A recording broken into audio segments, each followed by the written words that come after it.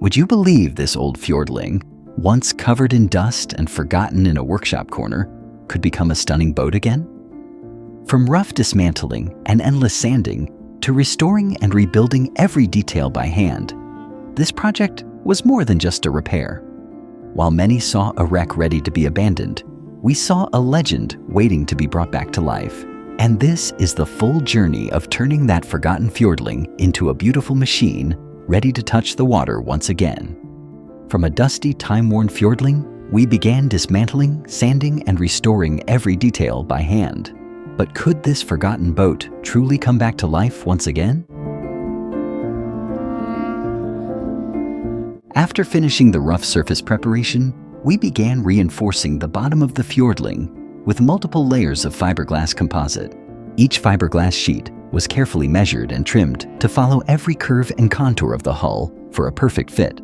A layer of resin was evenly brushed and rolled across the surface, allowing it to fully soak into the fiberglass and bond tightly with the structure underneath. More fiberglass layers were gradually added to increase strength and durability for the boat's bottom section. Once the fiberglass had fully hardened, the composite beam was secured beneath the fjordling, creating a strong and sealed bottom structure. To rebuild the interior structure and strengthen the hull of the fjordling, new wooden bulkheads were carefully redesigned and fabricated from scratch. A cardboard template was first shaped to match the exact curves of the boat's inner hull, before transferring the outline onto marine-grade waterproof plywood.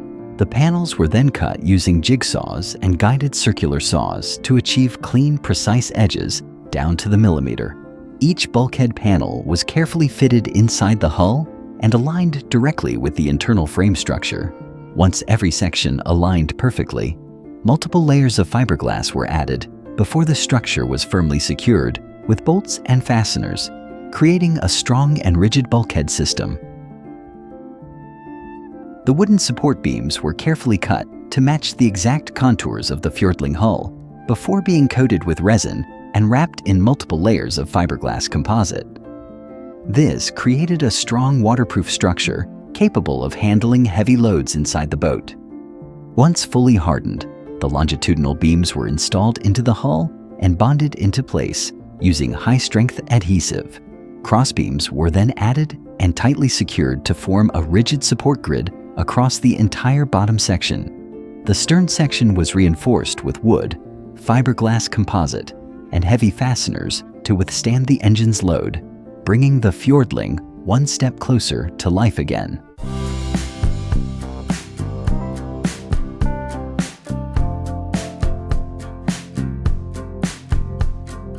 Once fully cured, I continued by sanding the entire rear section and the internal hull smooth. Inspection revealed that the original hull was still too thin and not rigid enough to handle strong waves. I immediately reinforced the structure by applying resin and layering multiple sheets of fiberglass across the entire inner hull, extending seamlessly toward the rear bulkhead. Each layer was carefully pressed and fully saturated, forming a unified composite with no separation between old and new material. As the material began to cure, the hull structure was completely transformed. From a thin, weak shell into a solid, dense, and rigid body capable of withstanding heavy loads and harsh sea conditions. After the composite cured, I sprayed a full coat of white paint over the reinforced hull, protecting it from UV, seawater, and corrosion while giving it a clean, modern finish. The bottom frame was set, then plywood sheets were fitted tightly to match the hull shape, forming a clean deck base. Resin and fiberglass were applied and rolled over the entire surface, turning it into a solid waterproof composite structure. The stern panels were then carefully sanded under workshop lighting to remove imperfections and achieve precise dimensions. Finally, the panels were fitted, bonded with resin, reinforced with fiberglass at all joints, and secured with screws, creating a rigid and well-locked stern structure ready for the next stage. Finally, I fitted the stern panels into place, applied resin to bond all contact surfaces, reinforced the joints with fiberglass along every seam, and secured the structure with screws at key load points. This created a rigid, tightly locked, and fully integrated stern assembly ready for real operating conditions.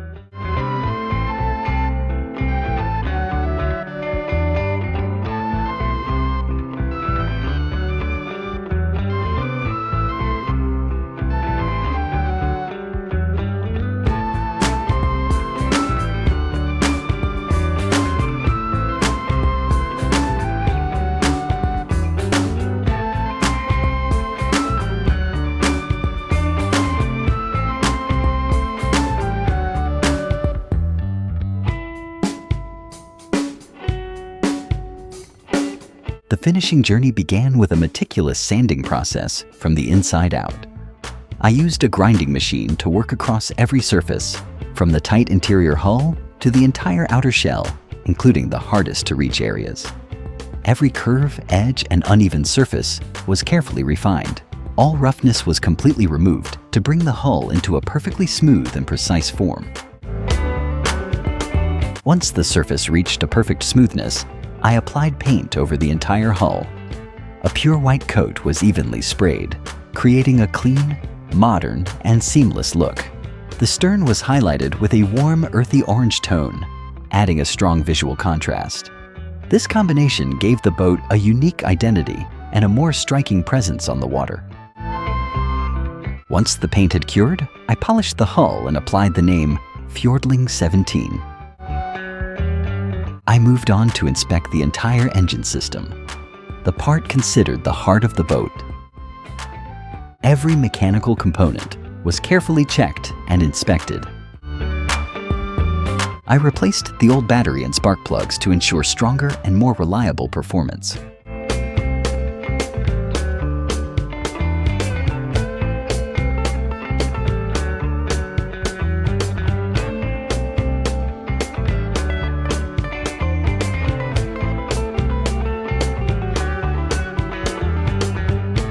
Once the adjustments were complete, the engine was moved outside for testing. As soon as it started, the engine responded powerfully with a deep and aggressive sound. This confirmed that the system was ready to operate again.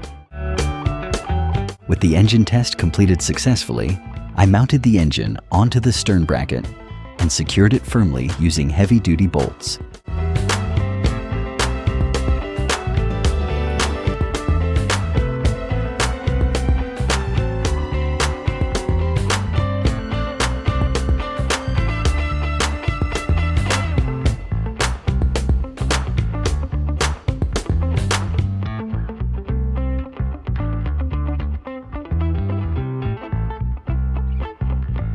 The electrical system was fully connected, while all wiring was carefully organized and bundled neatly.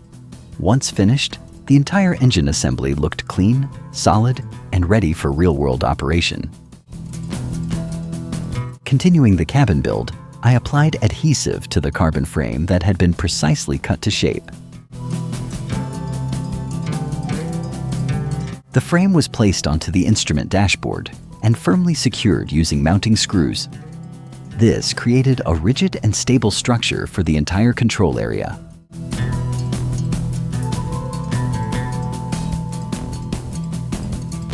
I began fabricating an additional dashboard panel and installing the gauges into their correct positions within the dashboard frame. The system included speed, water temperature, and fuel gauges to monitor the boat's operating condition. The entire display assembly was arranged clearly, firmly secured, and neatly installed at the front section of the cockpit cabin. At the same time, I fabricated additional support frames to increase rigidity and stability for the entire system. The metal trim pieces were measured, bent, aligned to match the cabin curve, and secured firmly with screws. When completed, the entire cockpit became stronger, cleaner, and more modern in appearance.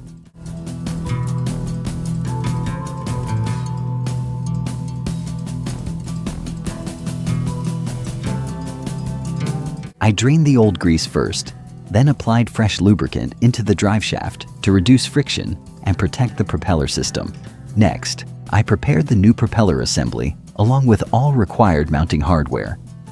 Finally, the propeller was installed onto the shaft and secured tightly using washers and locking nuts, completing a solid and ready-to-run drive system.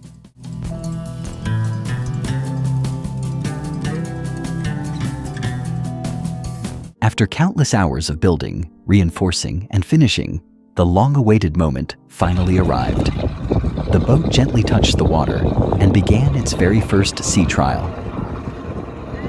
As the throttle was pushed forward, the engine responded instantly with strong power.